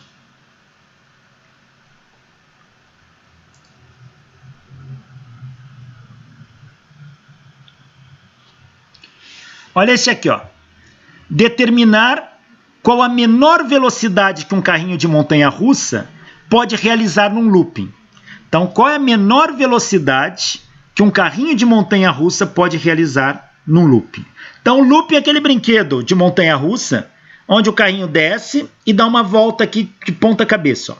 Qual é a menor velocidade que ele tem que ter aqui para que ele não caia, para que ele consiga realizar esse looping? Sendo looping de raio R. Então, veja, quando ele está aqui fazendo looping, ele tem peso, ele tem normal. Colocou T aqui, é N, tá? Que é normal. Então, ele tem um peso que puxa ele para baixo. E ele tem uma normal que empurra ele para baixo, porque a normal é o apoio que aplica no corpo. O apoio é o trilho. O trilho está aplicando uma normal para baixo nele. O que mais? Só tem essas duas forças. Não estou levando em conta atrito aqui, o problema nada diz. Então, tenho essas duas forças agindo no carrinho. Então, eu sei que a soma das forças tem que ser igual a massa vezes a aceleração. Mas se o movimento é circular, a soma das forças tem que ser centrípeta. Então, o peso mais a normal tem que ser igual à força centrípeta. Peso mais normal é igual à força centrípeta. Então, P mais N é igual a mv quadrado sobre o raio. Veja, quando é que esse corpo está na iminência da queda? O que é iminência? Ele está ali no limite para começar a cair.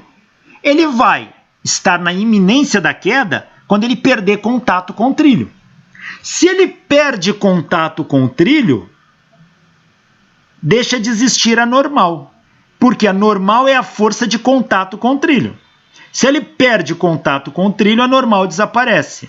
Então, ele está na iminência da queda quando a normal se anula. Então, quando a normal for igual a zero, é um momento que ele tem a probabilidade de começar a cair.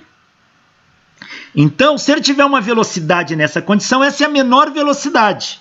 Nesta velocidade, ele já está na iminência da queda. O ideal é que a velocidade seja maior do que essa. Então, peso mais normal é igual a mv quadrado sobre o raio. Para saber qual é a menor velocidade que ele pode passar aqui, a normal tem que ser igual a zero. Então, peso é igual a mv mínimo ao quadrado sobre o raio. Peso é mg. mg é igual a mv mínimo ao quadrado sobre o raio. Ó, massa dos dois lados cancela, ó. Corta. Então, v mínimo ao quadrado vai ser R vezes G.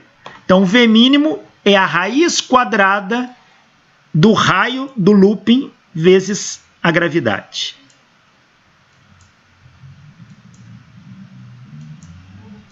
Então, esta é a menor velocidade que esse carrinho pode passar ali. E ainda assim, ter a chance de realizar o looping. Mas nesta velocidade, ele já está na iminência da queda. Só um maluco passaria com uma velocidade dessa aí. O ideal é que ele passe com uma velocidade maior do que essa. Alguns sistemas, dentro daquelas normas de segurança, diz: se essa é a menor velocidade que ele pode passar aqui, O ideal é você projetar que ele passe aqui com pelo menos o dobro dessa velocidade para ter uma margem de segurança. Tá? Então, por exemplo, se esse looping tivesse 10 metros de raio, a velocidade mínima seria a raiz quadrada de 10 metros de raio vezes a gravidade. Arredondar a gravidade aqui para 10. 10 vezes 10, 100. Raiz de 100 vai dar 10. A menor velocidade seria de 10 metros por segundo, que vale 36 km por hora. Ou seja, com essa velocidade, ele já está na iminência de queda. Então, seria extremamente arriscado. Ele já começa a se soltar do trilho. Então, eu preciso fazer com que esse carrinho passe com uma velocidade superior a essa. Então, projetaria para ele passar próximo de uns 70 km por hora. Aí. Talvez, devido a atritos, talvez o peso excessivo e tudo mais, um pouco menos. Sei lá, uns 55, 50 no mar. Mas não 36. 36 eu tô arriscando, tô confiando nas probabilidades.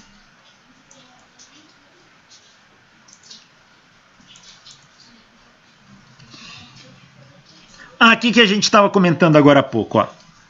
Determinar a menor velocidade que um carro pode realizar numa curva de raio R sem derrapar. Então eu tenho uma curva aqui, ó, de raio R. O carro está aqui. Qual é a menor velocidade que esse carro pode ter sem ele sair pela tangente? Sair pela tangente quer dizer ele sair em linha reta aqui, ó, não conseguir fazer a curva. Qual é a menor ou maior? Qual é a maior aqui, na verdade? A maior velocidade que ele pode fazer, não a menor. A maior velocidade que o carro pode realizar numa curva. Por quê? Acima desta velocidade, ele vai derrapar. Então vamos lá. Bom, veja. Se o carro está fazendo a curva, por inércia, ele tende a escorregar para fora da curva. O atrito com o pneu empurra o carro para dentro da curva. Então a força de atrito, ela empurra o carro para dentro da curva, segurando o carro. Então é a força de atrito que segura o carro na curva. Se é a força de atrito e ela aponta para o centro, ela é centrípeta. Logo, a força de atrito é a força centrípeta. Então a força de atrito é a força centrípeta. E a força centrípeta é mv² sobre r. E a força de atrito é o coeficiente de atrito vezes normal. Qual o coeficiente de atrito que eu uso aqui? É o estático. Você fala, professor, mas o carro não está em movimento? Tá, o movimento do carro está ao longo desta direção aqui, ó. Nessa direção aqui, nesse eixo, ó, o carro não se movimenta e eu não quero que ele se movimente. Ele está parado ao longo desse eixo. O movimento só está ao longo da vertical ali. Portanto, o coeficiente de atrito aqui é estático. Bom, o carro está parado. Eu estou vendo isso de cima. Mas se eu visse isso de lado, o carro estaria aqui, ó.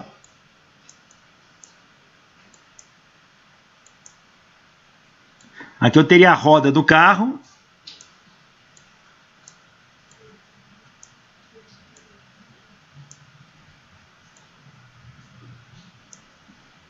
Aqui seria o carro.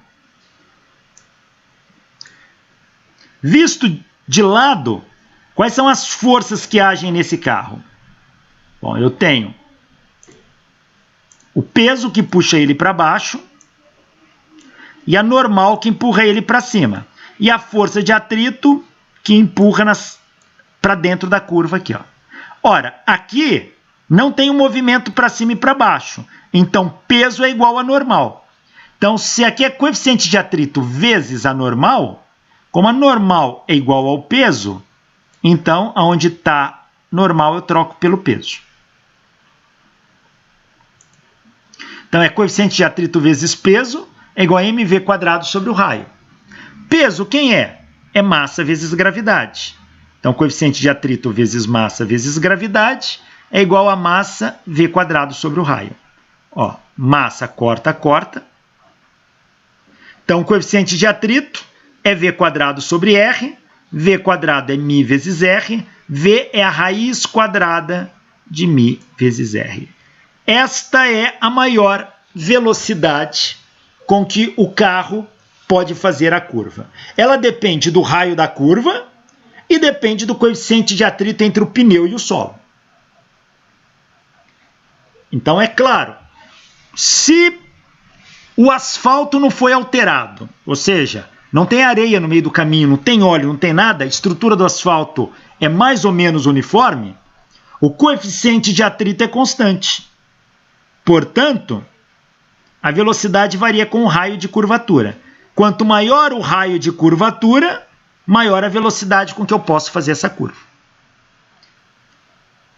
Por exemplo, vamos pensar numa situação aqui, olha. A velocidade, então, ela é dada por isso. Raiz quadrada de μr. Imagine que eu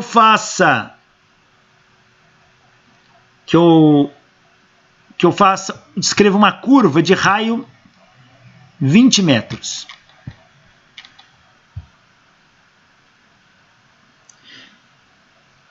E o meu coeficiente de atrito entre o pneu e o solo é meio.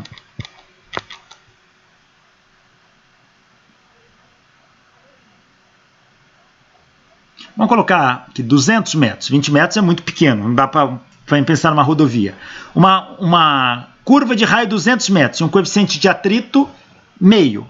Qual é a maior velocidade que eu posso fazer essa curva? É meio vezes 200. Meio vezes 200 vai dar 100. Raiz quadrada de 100, que dão 10 metros por segundo ou 36 quilômetros por hora. Então, com esse coeficiente de atrito entre o pneu e o asfalto, com esse raio de curvatura, eu não posso fazer esta curva com velocidade superior a 36 km por hora. Se eu fizer, eu derrapo. Tá? Eu escorrego, saio pela tangente. Professor, pois não? Volta no exercício que a gente chegou nessa fórmula. Quando você cortou as massas, ficou μ vezes gravidade, V² sobre R. Onde vai parar a gravidade no próximo passo? Deixa eu ver aqui. mg é igual a mv² sobre o raio. Tá aqui. M eu cortei μg. Aqui é μgr. A gravidade, cara, você não está enxergando ela, não?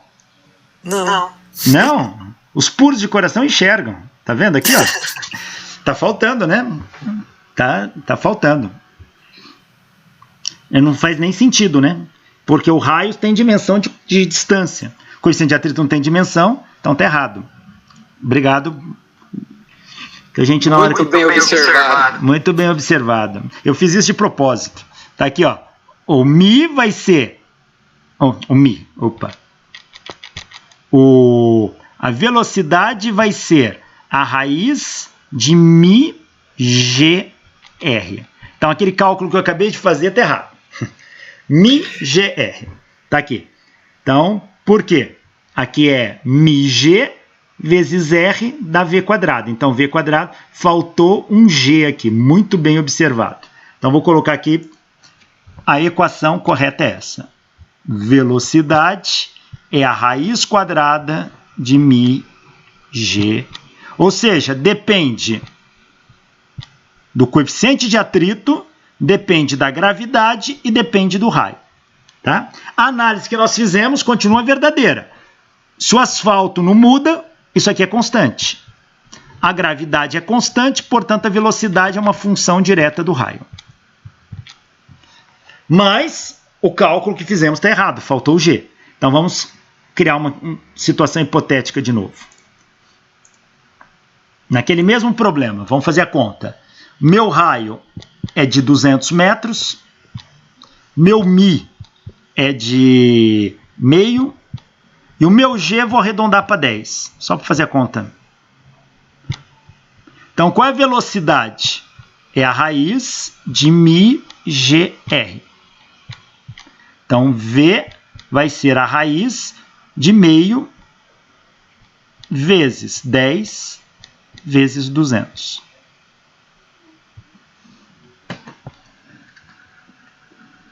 Vai ser 2.000 vezes meio, 1.000. Raiz de 1.000 dão 31 metros por segundo. 31,6. O que dá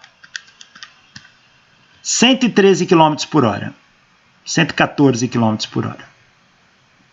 Com esta característica de raio de curvatura, com esse coeficiente de atrito, eu poderia fazer essa curva no máximo a 114 km por hora.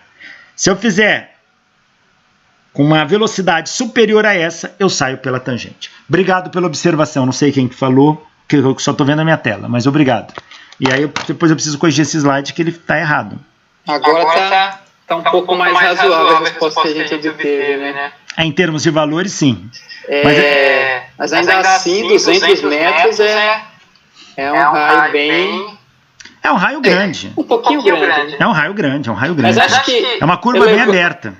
Elevando o bordo da curva já dava para diminuir ele. Isso. Aí se você mudar, fizer sobrelevação, aí você pode compensar algumas coisas. Mas, então, só recapitulando aqui, ó. Massa, cortei com massa. Aqui é μg vezes r. Então aqui faltou um g, ó. Aqui tem um g junto, ó. É μgr. Então aqui é a raiz de μgr. Então, ficou faltando isso na equação. Obrigado.